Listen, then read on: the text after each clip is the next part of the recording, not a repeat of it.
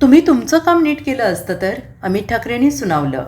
सरकारमधील मंत्र्यांशी चर्चा केल्यावर आणि 3 मागण्या मान्य झाल्यानंतर सामाजिक कार्यकर्ते सोनम वांगचुक यांनी काल त्यांचं उपोषण संपवलं. यावर विविध प्रतिक्रिया येत असून मनसे नेते अमित ठाकरे यांनी भाष्य केलं आहे. सर्वप्रथम संपूर्ण देशाचं अभिनंदन की 3 मागण्या मान्य झाल्यात, पण हे जर आधी केलं असतं तर या सगळ्याची गरज पडली नसती, असं अमित ठाकरे यांनी सुनावलेलं आहे. आज मुलींचे कपडे फाडले गेले, मुलांना खेळ ठोकून त्यांना मारहाण करण्यात आली आणि याची जबाबदारी कोण घेणार, असा थेट सवाल अमित ठाकरे यांनी विचारला आहे. जर विद्यार्थी समाधानी सुरक्षित नसतील तर आम्ही उतरणार, त्यांच्यावर हात उचलू देणार नाही, असंही त्यांनी सुनावलं आहे.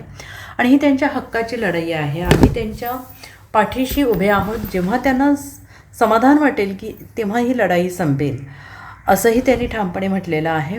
पदाधिकाऱ्यांच्या बैठकीनंतर माध्यमांशी बोलताना अमित ठाकरे यांनी भूमिका मांडली. शिक्षणमंत्री प्रधानांनी राजीनामा दिलाच पाहिजे. जोपर्यंत विद्यार्थी आमच्यासमोर रस्त्यावर उतरत आहेत, हे कोणत्याही एका पक्षाचं आंदोलन आहे, ते एवढ्या लेवलवर गेलंच नसतं. लोक स्वयंस्फूर्तीने खाली रस्त्यावर उतरलेत आणि त्यामुळे आता सरकार कुठेतरी बॅकफूटवर गेलेलं आहे, असं अमित ठाकरे यांनी म्हटलेलं आहे. हे बघा, पहिली गोष्ट तर अभिनंदन अख्ख्या देशाचं की 3 मागण्या मान्य केल्या. ह्या जर आधी केल्या असत्या तर ह्या सगळ्याची गरजच नसती पडली.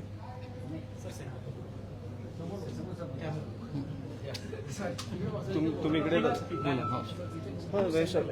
बेसिकली ह्या गोष्टी आधी मान्य झाल्या असत्या तर ह्या सगळ्या गोष्टींची गरज नसती पडली. आज मुलींचे कपडे फाडले गेलेत. दिल्लीमध्ये मुलांमध्ये खेळ ठोकून लाठ्यांमध्ये मारलं गेलंय. त्याची जबाबदारी कोण घेणार आहे? आणि आमचं सिंपल आहे, शिवतीर्थाखाली दररोज लोक मोठ्या प्रमाणात जमत आहेत. जर विद्यार्थी समाधानी नसतील तर आम्ही उतरणार, त्यांच्यावर हात उचलून देणार नाही, त्यांच्यावर केसेस होऊन देणार नाही. कारण ही त्यांच्या हक्काची लढाई आहे. त्याच्यामुळे आम्ही त्यांच्या पाठीशी आहोत. त्यांना जेव्हा समाधान वाटेल तेव्हा ही संपेल. म्हणजे इन शॉर्ट तुम्ही असं म्हणताय अमितजी की कुठे ना कुठे राजीनामा शब्द अजूनपर्यंत केंद्र सरकारने वापरला नाही, तर जोपर्यंत तो होत नाही आणि विद्यार्थ्यांचं समर्थन होत नाही तोपर्यंत माझं हे म्हणणं नाहीच आहे. प्रधानांनी राजीनामा दिला पाहिजे म्हणजे पाहिजे, पण जोपर्यंत विद्यार्थी आमच्या समोर रस्त्यावर उतरतात, हे देश पेटताना आपल्याला खूप कमी वेळेला बघायला मिळतं. हे कुठच्याही पक्षाचं आंदोलन नाही आणि पक्षाचं आंदोलन एवढ्या मोठ्या लेवलवर गेलंच नसतं कुठच्याही. कारण सरकारचे पण काही आरोप असतात, मग आपलं प्रत्युत्तर असतं वगैरे. हे लोक उतरलेत आणि कुठेतरी सरकार बॅकफूटवर गेलं. त्याच्यामुळे मला खूप अभिमान आहे आपल्या देशाचा की कुठेतरी आपला देश जागरूक आहे. पालक असतील, विद्यार्थी असतील, विद्यार्थिनी असतील, सगळे उतरलेत. जोपर्यंत तुम्ही रस्त्यावर आहात तोपर्यंत आम्ही रस्त्यावर आहोत. कुठे सकारात्मक वाटतायत का? म्हणजे लवकरच ही मागणी मान्य होईल, राजीनामा होईल असं वाटतंय का? आज कोणतरी ते चंद्रकांत पाटील बोलले ना, आंबे चोरी करायला काय फाशी मिळते का? 20 मुला-मुलींनी सुसाईड केलं.